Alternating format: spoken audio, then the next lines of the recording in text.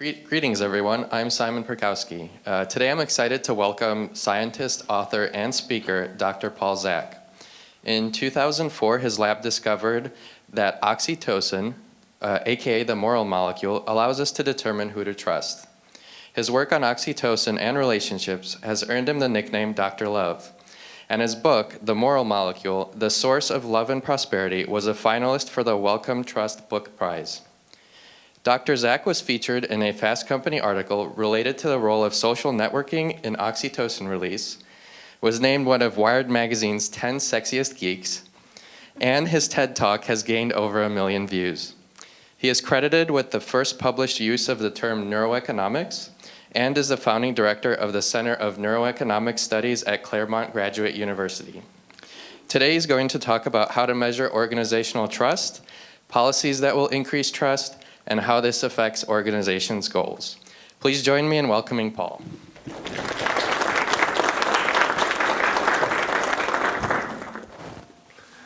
Hi, everybody. Welcome, and everybody watching in the live stream. Very happy to be here, and I want to be both useful and slightly entertaining. So that's my goal. So I helped start this field called neuroeconomics. I'll tell you a little about that. We want to now penetrate neuroscience into management and culture. So that's what we're going to focus on primarily today. I don't know any human resources. I know a lot of humans. I like that you don't have, I think HR is just the worst word ever. So you guys have people ops, much better. Human development, better. So let's talk about how to design cultures for high engagement, high performance. That's the stuff we've been doing for 5 or 6 years, and I will tell you about. So here's an analogy. You have friends, I presume. Your friends invite you for dinner. Finish dinner, Eric finishes dinner, and he says, oh, it was really great. Here's $20 for the... It'll be weird, right? Why would you pay someone when they invited you to do something that was enjoyable, presumably for them and for you? So once we understand work as not something that is, in econo-speak, providing disutility, something that can be actually very enjoyable and fulfilling, then why are we incentivizing people with money for every little task they do? Right? Again, I think many tech companies, Google in particular, is an exception to this, but still we're thinking about, oh, what this person really wants is to somehow get recognized with more money, right? In which the process of doing things often is super interesting. So when I started working in neuroeconomics about 12 years ago, before there was a term for it, I wanted to take a very humble view and just ask, instead of saying you're irrational or you're selfish, why not just measure what your brain's doing while you're making decisions? Maybe they involve money, maybe they don't. And then from that, build a foundation for decision making that's based on the brain, and not based on some philosophical tradition about stuff is everything in the world for me. I like stuff, but there are lots of other things I like besides stuff, right? So why am I so focused in economics on just getting more stuff? Because it's measurable. So for management, we did the same thing. Let's get rid of all the stuff you learned at MBA school or whatever, and just start out with thinking about people at work as volunteers. Right? Essentially, you are all volunteers. You're choosing to be here. You have a lot of skills, and you can take those skills and go somewhere else with them. So if I think about creating a culture where volunteers love to show up, they're super engaged, they're challenged, they're recognized, what kind of culture would that be? Right? So that was my starting point for what I'm calling neuromanagement. How do we actually just start from that idea? Right? Now, we have a lot of knowledge in social neuroscience about why people voluntarily come together to work on any kind of project. So let's take that knowledge and then try to build a foundation using neuroscience to understand cultures and people who are choosing to work together on projects in cultures. So that's where we're going. I'm trying to be very, very practical. I guess my confession is, not an engineer, but son of an engineer. So we take a very engineering approach to neuroscience. We're going to run experiments, then use that data to create a solution. And that solution could be, as you'll see, could be a survey, could be a piece of software. So we want to really make this solution focused. Otherwise, it's interesting and fun, but not valuable, I think. Okay, so now we have a decision point. I need to give you 5 minutes of the background, some of the experiments that have preceded all this work. And either I can do that for 5 minutes, show you lots of tables and graphs, or we can have the buttery voice of Morgan Friedman tell us about it. Me or Morgan? Let's do Morgan, just for fun. I don't know why. So that was from Morgan Freeman's show Through the Wormhole, and obviously a little more dramatic than the experiments we were in the laboratory, but that was preceded by a dozen years of experiments in which we designed tasks that we thought would induce the brain to make oxytocin, this molecule that makes us care about others. And we've shown both in field studies and laboratory studies that, in fact, almost everybody has the appropriate response. And essentially, it's one of the golden rule. So I'm nice to Eric. His brain makes oxytocin. It motivates him to reciprocate kind with kind. Now, there's an anti-golden rule. We can talk about that some other time. If you're bad to me, I'm going to be really bad to you, and that's also a way we can play.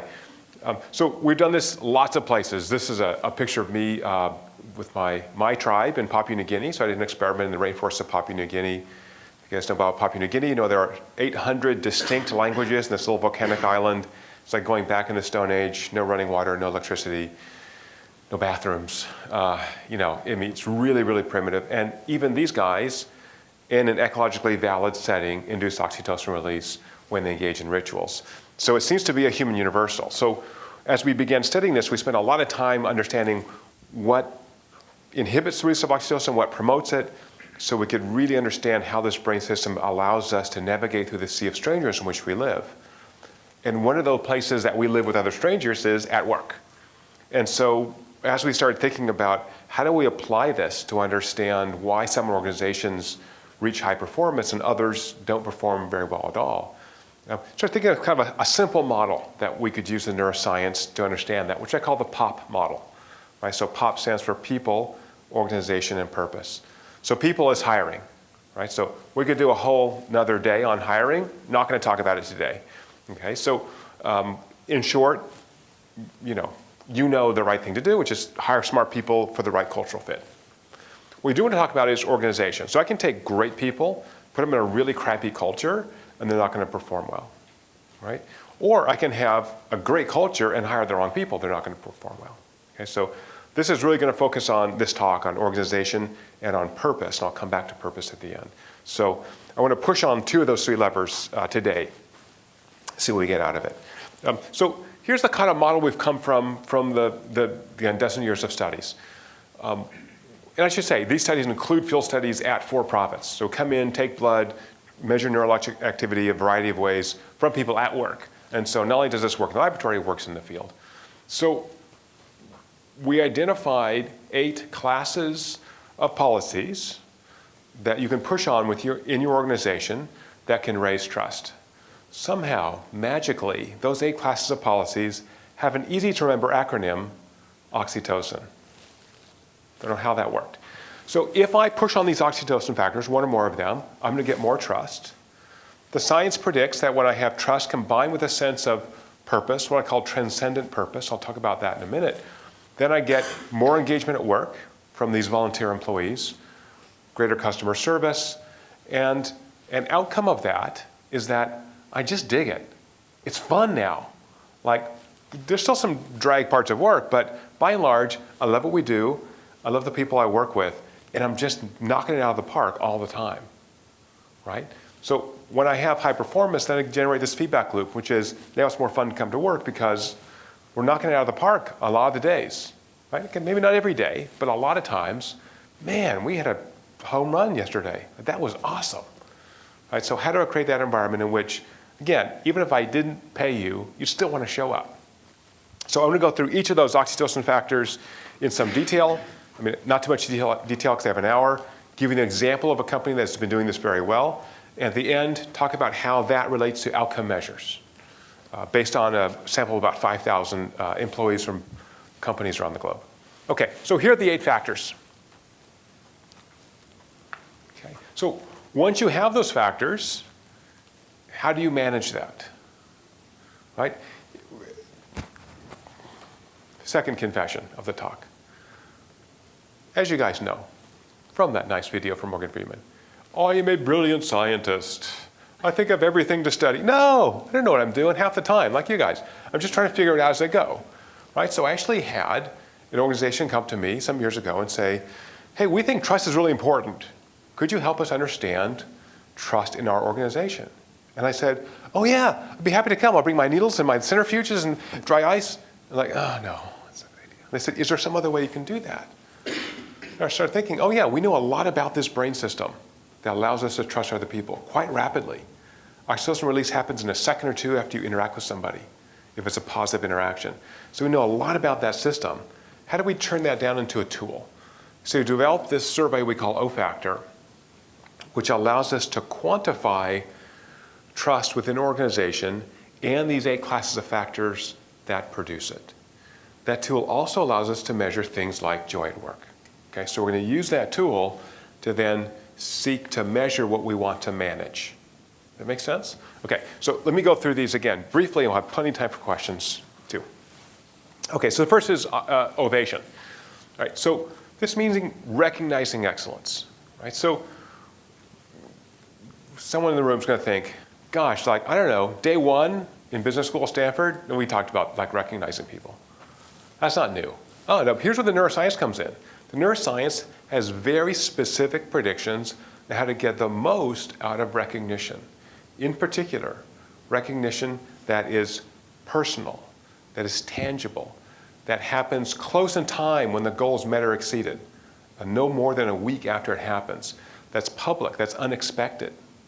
So, you guys don't have this, but these businesses that have like Employee of the Month parking place, you know, okay, I guess, but you know, eventually everyone gets it, right? Kind of move it around, right? But instead, for Eric, who I know loves coffee, his team just nailed this project. They were working for 3 months, killed it, and then we come to our all-hands meeting on Monday, and I bring him a great gift basket of really great coffee and a nice mug, and he's like, because I know him, right? And I'm invested in him. So what happens during ovations is that not only do we recognize the team for doing well, you have an opportunity for a debrief, right? So, Eric, you guys just killed it. Tell us about the project. What happened? What went right? What went wrong? Say, oh, you know what? We were working on this, and we thought we were going to do this, but then we found out that stuff didn't work. So then we pivoted, and we did this, and then 3 days before it was done, the servers crashed, and then we had to find the backups, and then Tori worked super late, and she worked till midnight, and she saved all the data, and then we got the project done on time. Okay, so we just got a chance to do a debrief, not only what goes right, but what happens when things go wrong, right? So innovation is both recognizing the individual and the team, but also identifying what do we do? What's best practice, right? Let's just discover best practice. It also creates aspirations, right? So Barbara's team would like to be recognized, right? So when her project comes up, yeah, saying, oh yeah, that's pretty cool, right? Everyone was clapping for Eric's team and it was great. So you're building in this culture that says, we recognize you. We recognize that you are working very hard. We recognize you're putting your heart and soul into this, and we want to recognize that it's valuable. We recognize it as a group that it's valuable, and we want to use the implications of neuroscience to get the biggest neurologic impact and therefore the biggest behavioral impact. So this, and there's lots behind this I'm not going to talk about, but this sets up pathways in the brain that essentially make you crave that, right? I want to be recognized. I'm working hard. Even the introverts like me, we want to be recognized occasionally, right? So yeah, you were great. That's awesome. Number 2 is expectation. This is designing challenges at work. You guys know a lot about this. Oh, by the way, I'm putting the data up. So the values here are how much of each of these factors, how much they explain organizational trust. All those factors are not independent, right? There's some overlap, so they sum to more than one because of that. So expectation explains 72% of organizational trust. So again, from the science, if I want to create challenges at work, those challenges have to enable what psychologists call challenge stress. I want to put you in a situation where you know what you need to do, you know when it's going to be over, you have very clear goals, that the outcomes are concrete. What I don't want to do is move you into a chronic stress state, right? So chronic stress, we know, inhibits the release of oxytocin, puts you in survival mode. Now I pull inward. just trying to get through the next 10 minutes. Right? I'm not worried about organizing my team, focus. I want to get you in challenge stress, like when I went skydiving. So if you guys have ever done this, you are super focused, particularly the first time, right? The instructor says you need to do these three things to get out of the plane safely and get in position so we don't tumble out and, like, okay, I know those three things. I'm saying it over and over. Okay, do this, arch your back. Oh, okay, I got it. So what you didn't see is that I had a graduate student who was also a skydive instructor with me, and before we jumped, he gave me cognitive tests, and I couldn't do them at all. On the ground, it was cool. And when I actually came back down, I was fine. So I was highly focused on tasks. So when I designed challenges, these concrete, difficult but achievable challenges, your brain gets rid of distractions, right? You're focused on tasks. I'm not watching cat videos. I'm not answering unimportant emails. Right? I have a reason to come together. So for this oxytocin trust system to work, I need a reason to marshal those social resources. So moderate stress, this challenge stress, promotes the release of oxytocin. I need to depend on Simon. He's part of my team. I have no choice. Our project's due in 2 weeks. I need his input. I got to engage with him. And he's going to do an important part of that. If I can't engage with him, the project's not going to work out right. So I have a real incentive to do that. Okay? Now, what happens when I finish the project? Go back to step one. Now we have an ovation. Right? So from the neuroscience, it's very important that after I put you under challenge stress, that you have a refractory period. Right? So you probably know this, but the brain is very much like a muscle. It gets fatigued. The neurons actually get fatigued. So when you've been going, what I want to do is when you finish the project on Monday, not say, here's the next giant thing you got to do. Monday, let's celebrate. Let's have cake. Let's take half a day off and go to what's over here, Great America, hang out. Right? I'm going to buy you tickets to that. Let's have this down period. Catch up an email. Go home at a regular time. Then maybe Wednesday or Thursday or next Monday, I'm going to give you a big new project to start working on. Right? So we need a little bit of downtime just to figure out what we did. Again, internally debrief, maybe debrief on paper, share that information, and then move on to the next big challenge. So it can't just be challenge. Okay. Third component is called yield. Explains 57% organizational trust. So this is something I think Google does very well as well. And crowdsourcing processes. So you can think of it as delegation. Right? So we have this project. Here's what we want to do. We have concrete goals. I've set expectations. I, as a supervisor, right? I want to recognize you when you finish it. I'm going to give you the resources you need to be successful. But I want to tell you how to do it. I don't want to micromanage you. If I micromanage you, I'm going to inhibit innovation. Right? That's why you hire people like you hire. I want to allow you to have some deviation from what's expected. And I hope that's a positive deviation. Sometimes it's a negative. And for that, we want to put a floor, right? We want to minimize bad outcomes and certainly catastrophic losses. But I want to allow for positive deviations, right? So when you practice yield, there's greater buy-in from the people in the group because now they own the project. Instead of me telling you how to do it, me the supervisor, you guys own it. Figure it out. You're smart. You work at Google. You're super smart. Here's the thing we're trying to do. Make it gorgeous. Make it beautiful. Here's what you need to finish. Here's the deadline. Go do it. So again, very engaging. A lot of organizations want to micromanage because they want to minimize mistakes. So we've actually worked recently with hospitals that will practice yield, right? If you're trained, but training is really key here. So I say train carefully and delegate generously. So I want to really carefully train you, like in a hospital, and then I actually want my surgeon to be smart, right? Don't just be a robot, right? If you see something more unusual, do a deviation. Change that procedure if it's going to be a benefit to the patient, or if it could save time for the organization, or if it's improve outcomes, right? So we want to allow that kind of deviation, but you have to allow for mistakes. So one way to do this is, I don't know if you do this here, but you could celebrate mistakes. You could have a, yay, we screwed up, celebration or ovation, right? Unless you are willing to accept that people are going to make mistakes, which is how you get innovation, right? So I think even though we often say, like we tell kids, oh, everyone learns their mistakes, honey, it's okay.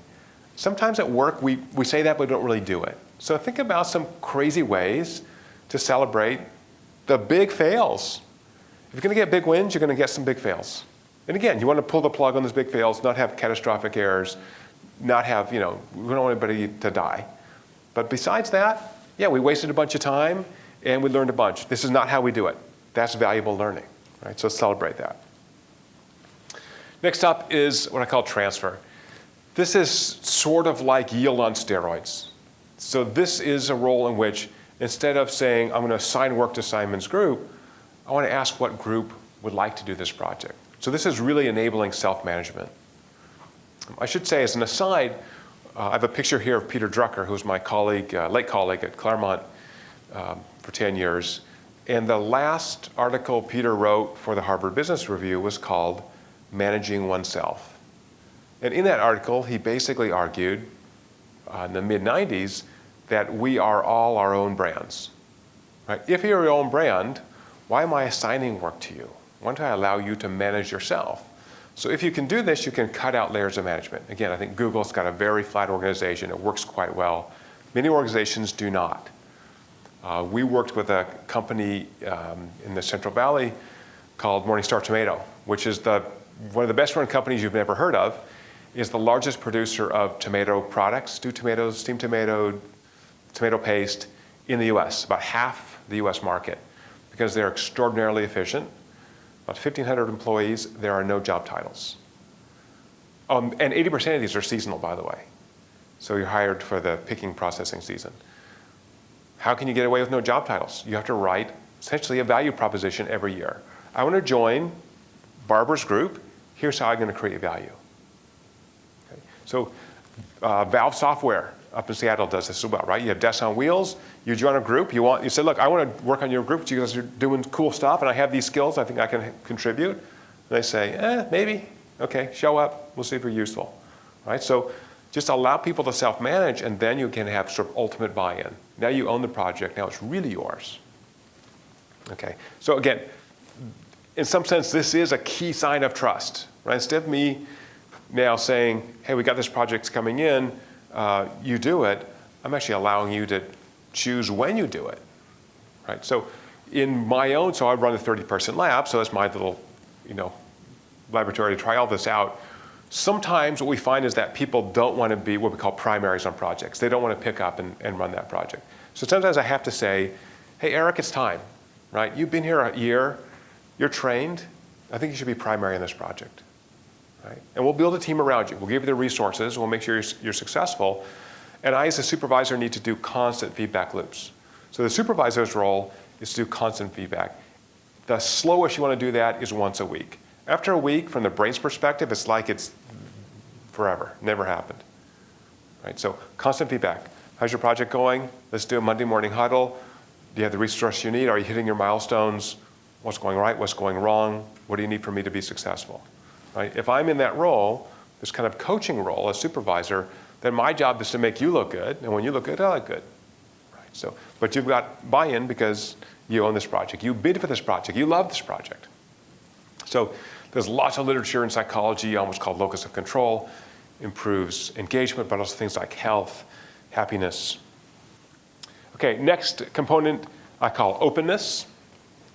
This is a way to reduce the amount of stress that inhibits trust. So if I'm thinking the guys upstairs are, I don't know, doing stuff I don't know about. They're going to sell off my division. They're going to move Google to Costa Rica. If I have that kind of stress, I'm not focused on task. Right? I'm not focused on meeting this challenge that I need to meet. So why not just open everything up? So I know you have a fairly transparent culture here. There are lots of companies that have gone to kind of radical transparency where salaries are public, performance data is public. Everybody knows. It's scary. So I tried it in my lab. So we do project-based work. On that project base, people have hourly wages, and it's not so hard to do some multiplication and find out what my annual salary is. So I finally just put it out there. Here's what I do. The stuff you guys don't see. I got to travel, go to Google. It's terrible. I got to go to these places. So I don't see my little kids at home, right? So this is why, and I've years and years of doing this. This is why I get this salary. So it allows us to have that discussion. Eric's been doing this for 7 years. He has a different salary. He has less experience. He's doing a different set of jobs. He doesn't have to travel, right? So it actually opens up that really interesting conversation. And pretty much everybody knew what salaries were anyway. So, in the world we live in now, everything is more or less transparent. So I think there's a real opportunity to be completely transparent about what you're doing and say, look, we trust you guys. So, for example, Whole Foods says this. They send out quarterly profit and loss statements to all the employees. They give them classes on how to read them. So you know how your store is doing, how the division you work in is doing. They really empower division managers to choose what they want to stock, choose what suppliers they use. And so each department within Whole Foods is essentially a little autonomous unit. Now you got to hold together, and your store's got to, be cash positive most of the time, or else, you're out of business, and that's a bad thing for everybody, right? But you're going to run that as your own little unit. You're going to give you lots of control, and then give you feedback on how you're doing, and revenues feedback, right? There are lots of other feedbacks as well. Who was it recently? CEO who posted. I guess McKinsey does this, where all the senior people actually just post their 360s, so everyone can see them. So you have to do 360s? You want to see mine? Yeah, let's put them up there. Do I have shortcomings? Sure, I'm a human.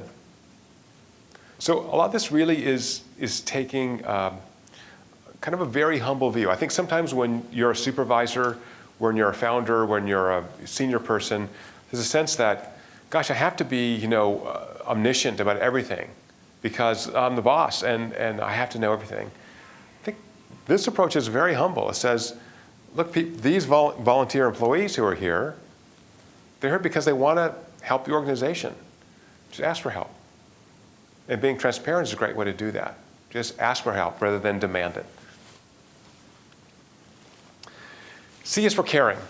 So as you saw in that video, oxytocin facilitates appropriate social behaviors by increasing our sense of empathy. Right? So when I have an understanding of how people around me feel, I'm a much more effective social creature. Again, sometimes at work we think we should shut that off. Right? But Simon's a great guy. I want to be friends with him. We work together, that's cool. I can still be friends with him. Right? So why not just address that? That's the natural thing for human beings to do. When you work together, you're going to be friends with a bunch of those people. It's okay, you can be friends with them.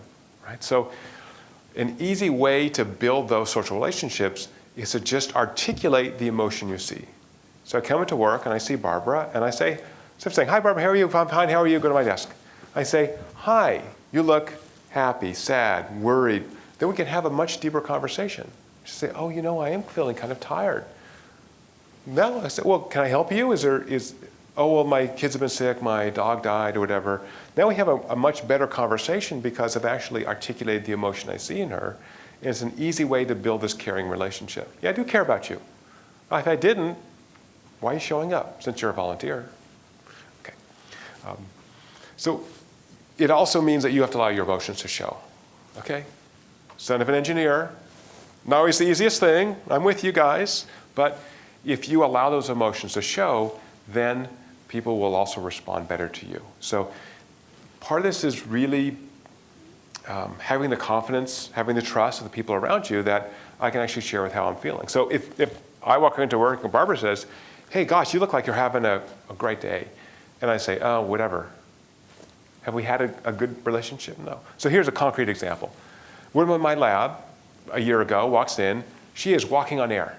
I've known her for 5 years, graduate student. I said, oh, her name's Beth. Beth, what happened? I said, did you fall in love? Like you look great. You're so happy. She said, I started running 3 months ago. I've lost 15 pounds. I'm going to do my first triathlon in 2 weeks. I've never felt better in my life. Thank you for recognizing this. Now, she has told me how many times since then how important that was to her, that I actually just recognized her as a human being, not as a human resource.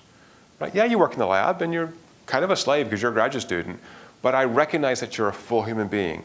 You have a life outside of work. You have emotions. You have feelings, and that's great. And I should embrace all those if I want to be an effective organization. All right, 2 more. I is for invest. So it's very important for the humans to have a sense of growth. So if you're using the system I've talked about so far, then you may have had the insight that the annual performance review is out the window. Don't need it. So we worked with a consulting company in the Midwest that was going through some crises, and they started using the system, got rid of the annual report. At the town hall, and the CEO mentioned this, people erupted in applause. Everyone hates it. Supervisors hate it, employees hate it. So I know you guys do much more rapid performance reviews. So if I'm giving you feedback at least once a week, clear goals, celebrating when you get wins, helping you out, even celebrating the losses when it goes bad. Hey, went bad. Awesome. We learned some stuff. We're not going to do that again. Right? So if I'm doing that, then this delayed look back at the last year or more of what you did, it's useless. And again, from a brain perspective, it doesn't matter. So we created what we call the whole person review, which is forward-looking. And because I'm interested in you as a human being, not as a human resource, that has three components. One is professional growth. I want to make sure you're growing professionally. So a key question there would be, am I helping you get your next job? Let's have that discussion. Maybe your next job's here at Google, right? Maybe your next job is somewhere else. You want to start your own company. Let's have that discussion, right? So maybe you want to spend, I don't know, a year working in marketing so you can see how that works, right? If that's what you really dig and it's going to be so engaging for you, yeah, let's try to make that happen. Okay, so what is professional growth? Or what training do you need? Or do you need to go to a conference? Are you not networking the right way? Let's help you facilitate that because I want to have that relationship with you. So at lunch we talked about Zooglers, right? So you have a network of people who were here, and there are a lot of them are pretty awesome, and they can be a resource. They're bringing work in at their own companies. They're somewhere else, so they come back. Someone else trained them in some other stuff, and now you can hire them back, and they're trained for free. How awesome is that? You didn't pay for it. So maintaining those networks is very important. So the second is personal growth. So is your family happy? Are your kids happy? Is this where you want to be? Do you feel like you're comfortable in your environment? Again, because I care about you as a human being. I want to build this trusting environment. Say, oh no, my spouse, she really wants to live in New York and blah, blah, blah. Well, let's have that discussion. As opposed to you coming in my office, pulling your hair out going, my wife's going to leave me unless we move back east. Let's have that discussion in advance. Where do you see your family going? Are you getting a good work-life integration? Not balance, because there's no balance. There's an integration, right? You want to work at home twice a week? Okay, let's try to make that happen. For my student Beth, when I did this review with her, what she wanted was, I want to come into work twice a week at 10 o'clock instead of 8 so I can run in the morning. Boom, let's have someone else cover the lab from 8 to 10. Do you say, well, can we do that? Sure, because that's important to you. And I'm invested in you as a human being. I've got to make sure it's important for you. Okay, and the third leg of this whole person review is what I call spiritual growth. And that can mean whatever it means for people that you talk to. It's not professional, it's not your family, whatever else you care about. What do you care about? So it could be, I need time to meditate. I want to take a class. I want to volunteer at my kid's school twice a week. I'd like to get involved in, I want to start to take up rock climbing. So I want to be able to work half days on Fridays so I can take this rock climbing class. Let's try to make that happen, right? So I want to make sure that you have this sense of growth. When you have a sense of growth, then what happens? You're satisfied, right? You feel like this is a place for me. This is a place I can spend my whole career. It's valuable to me. Okay. Last component is natural. So as I said earlier, sometimes, particularly as supervisors, we think we have to know everything. And it's really beautiful to be imperfect. In fact, one of the key ways to initiate the release of oxytocin is just to ask for help. And you ask for help when you need help. So there's a finding in psychology called the pratfall effect. So if you stumble, people are much more willing to help you. You're seen as much more likable. So a classic example of this was right after the Cuban Missile Crisis in the 1960s. All went south bad, quickly. And so Kennedy goes on TV and he says, I approve this invasion of Cuba. I thought it was a good thing. Soviets are involved, blah, blah, blah. We blew it. I blew it. I'm the president. The military advisors give me bad advice. And I want to be a better president. So I'm going to try to get better at this job. I've only been doing this for a year. And I want your support. And I want to be the best leader for the United States. His approval ratings went up after the Bay of Pigs because he owned the mistake. Now, it's important that you're seen as competent. If you're stumbling and you're seen as incompetent, then it just hurts you, right? But as long as you're competent, you can say, look, didn't work this one didn't work out. Wasn't so good. Okay, so what? We'll move on. I'm okay with that. So kind of live up to your mistakes, own your mistakes, allow yourself to be vulnerable. Southwest Airlines, which we all fly in California, you see it a lot, right? You see funny flight attendants. Herb Kelleher, who's the founder and CEO for many years, would toss the luggage with the luggage handler people, would hand out drinks on the planes, wear a funny monkey suit to work one day. It was about really just being himself, having fun. That's okay. And it's very appealing, and people loved him. Okay, so if we take all 8 of those factors, which again are not statistically independent, regress them on organizational trust, we explain 100% of the variation in trust. So there are no other classes of management factors we need to worry about. Right? So what we're trying to do is design this environment, measure, and intervene in a series of controlled experiments, and I'll talk about that in just a second, so that you're so engaged, and you're engaged not only internally but also externally. Right? If I love what I do at Google, I'm excited about it, and I see an end user, and I'm like, oh yeah, whatever, I work at Google. They're like, yeah, it's a really cool place to work, right? It's challenging, it's hard, these super crazy, brilliant people, and we're trying to solve big hunkin' problems every day. That's super engaging, right? As opposed to, whatever, they pay me, I show up. Right? I don't want that guy. So I like what I call the 3 a.m. employee. Not all the time, but occasionally, I want to get an email from someone who works for me at 3 a.m. going, you know this problem that we worked on for like the last month and we couldn't solve? I found it. I woke up in the middle of the night, I got the solution. Right? I don't want that every day because then you're just a hyperactive, crazy person. But what I really want is you to be so engaged that you're doing stuff that I can't pay you for. You're doing it because you love it. You're doing it because it's super engaging for you. So that's the kind of environment I want to have. I want to create that 3 a.m. employee.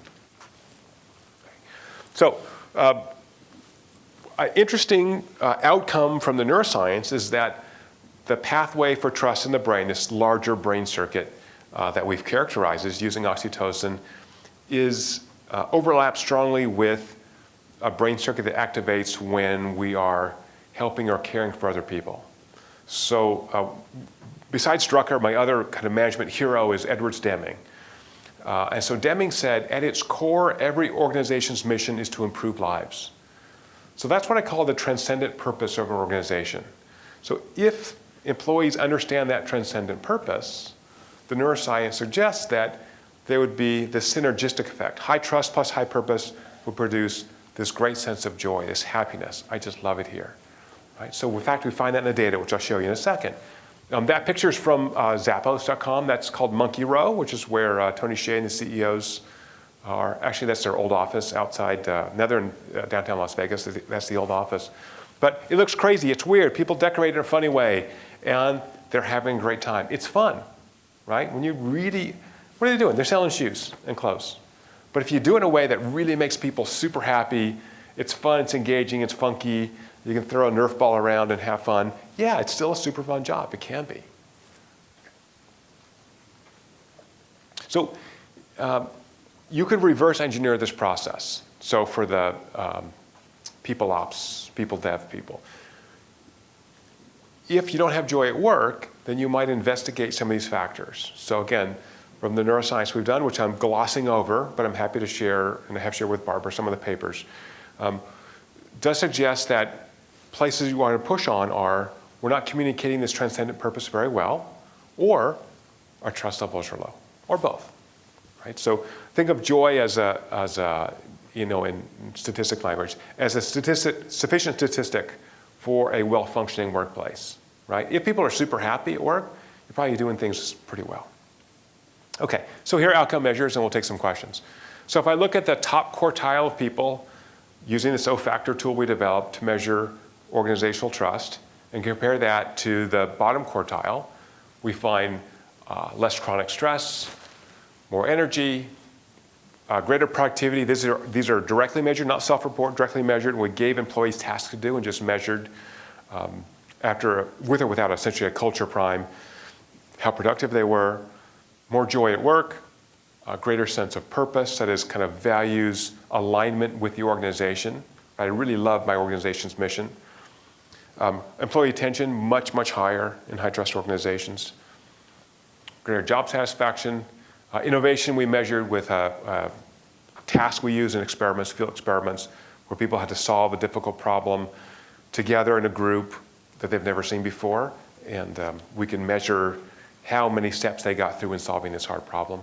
So high trust employees work better together. They have these more efficient social bonds. They solve problems better. fewer sick days. And here's the last thing that was really exciting for me. Not only are people in high trust workplaces more productive, more innovative, healthier, they're more satisfied with their lives outside of work. Right? So when you create a great culture, you're also creating great parents, great citizens, and a great society. Right? That's really, to me, the triple bottom line. Good for the employee, good for the organization, good for the world. Okay, so we find this in, that's an old slide, by the way. I didn't know I had the Google slide in there. Isn't that appropriate? So we find this in, for example, the best companies to work for, the survey that Fortune's done for about 25 years. And recent analysis at the Wharton School, University of Pennsylvania, showed that these best companies to work for, in fact, have much higher stock returns. So that great culture is, in some sense, a competitive advantage. It allows them to generate higher profits over a longer term. Right? So first of all, you're increasing productivity, but you're also reducing things like hiring costs. Right? So it costs about 20% of annual salary to hire somebody. So increase retention, assuming you're hiring the right people, then these people are not only more productive, but you don't have to hire as many. Churn is lower. Okay, so it looks like there's actually a real big payoff here. Okay, so here's the recipe. How do I use this? Here's the take-home punchline slide. Run controlled management experiments. Just like you run experiments on the software, on the interface, on the UX, just start out, clarify what objective you want to push on. I'm going to give you a concrete example in just a moment. Identify how you measure the change. How would I know if I'm moving towards that objective? Right? Then identify an experiment and tell the people in the group, we're going to try this experiment. We're going to intervene here, and we'll see what happens. Implement the innovation. If it works, stick with it. If it doesn't, go back to the status quo. Hey, we tried this, didn't work. Right? We thought it would be good. You guys didn't like it? We'll just go back to what we did before. No harm, no foul. And then do it again. Right? So this is kind of very much an endemic world, kind of continuous improvement, little management experiments all the time. And I know you guys do this all the time anyway, but I'm trying to give you a theoretical structure underneath that. It's really about building a culture in which social relationships are kind of paramount. Right? They're really, really efficient.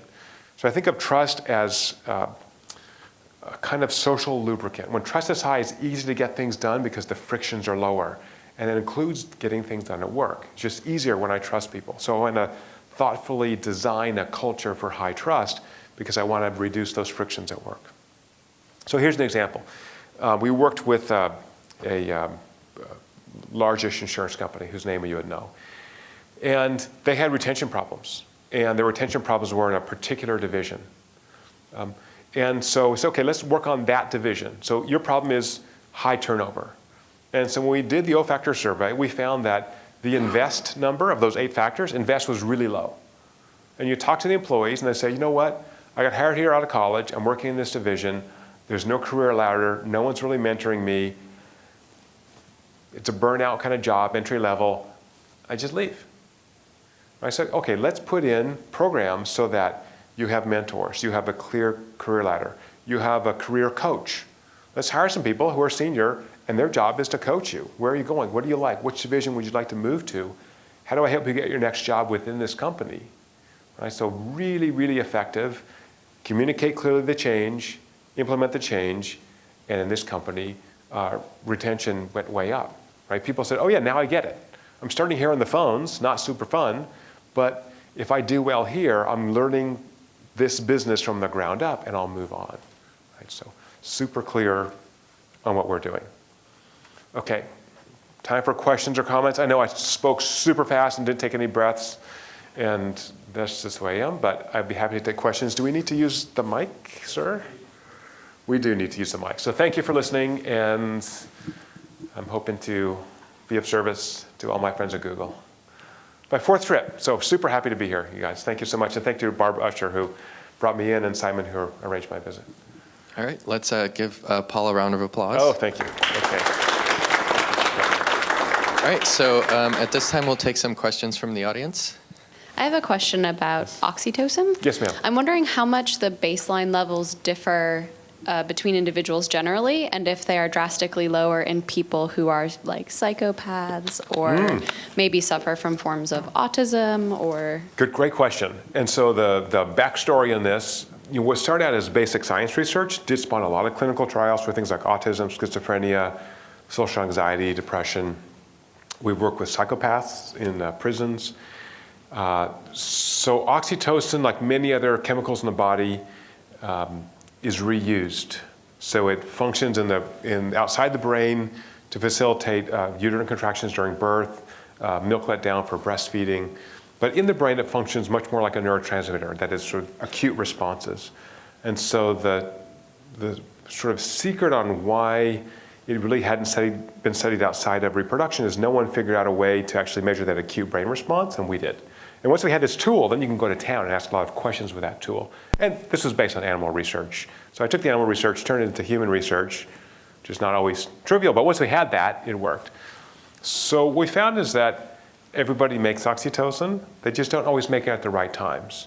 So if you're having a really bad day, high levels of stress, you inhibit oxytocin release. If you had a very adverse childhood, abuse, neglect, history, then the brain regions that should have many oxytocin receptors atrophy, and then you don't get this kind of feel-good effect that we get when we interact with people in a nice way. In the psychopathic study, this is research coming out soon in a journal, we found that all those guys make oxytocin. So it's not the chronic level, it's this acute response. And that's the trick. They don't get the acute response in the right way, and in fact, they make lots of oxytocin because their receptors are dysfunctional. And what do they lack primarily?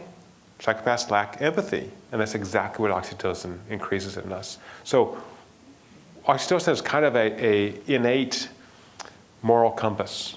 I'm getting feedback when I interact with the humans based on their body language, the way they treat me, their expressions, on whether my behavior was appropriate. And once you've been on the planet for more than about 20 years, you've sort of figured out that, I could get Eric to help me with my project by beating the crap out of him, or I could treat him really nice. Eric, you're super smart, man. Do you have time? Do you have like half an hour you can help me with this? That's a much better approach, right?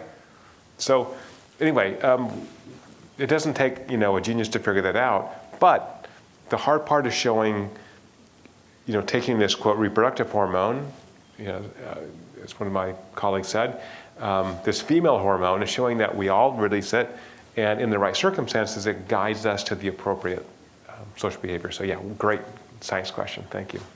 Okay, there's another question on the Dory. Yes. Do some people need these factors more than others? It seems that some people function better in workplaces without many of these features than other people do.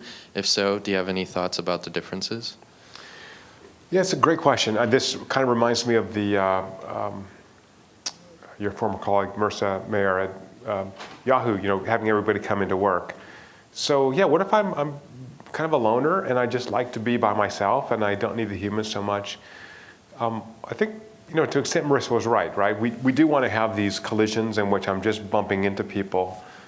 From my time here today, I understand that you guys create teams, very rapidly and reform teams very rapidly. So it's difficult to trust someone that I don't know much about. Even though they work here, they have to be kind of okay because they work here. How do I know that? How do I build trust rapidly? So that's what I want to talk about. And one way is to use these factors in the micro scale, right? So I can actually tell the people in my group something vulnerable about myself, something embarrassing, something difficult.